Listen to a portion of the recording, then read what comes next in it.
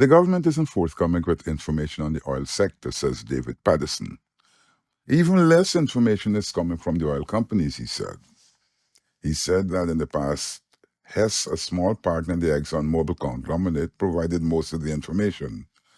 Chevron has now entered the local industry. Actually, we don't know what Chevron's position is on the carbon credits, which Hess has purchased.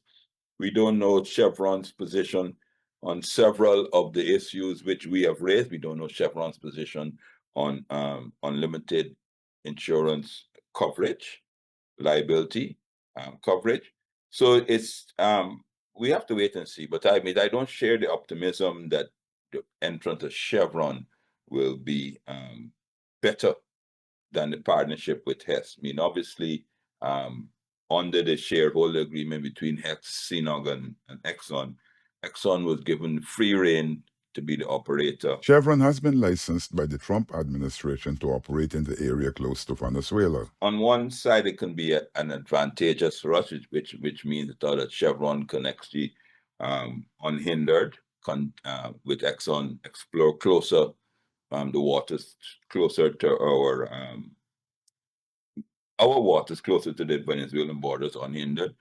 However, it also poses a challenge for us that Chevron, if the Chevron prioritizes restarting and refinancing their operation in Venezuela over putting in contributions, because they would have to put in contributions, I think which is 25% to any future development in Guyana. There will need to be closer parliamentary scrutiny of Exxon operations, according to Paddison. We've been trying to, as an opposition, to get Exxon to appear before our Committee of Natural Resources to explain several of the matters of their operation. They have so far not done so.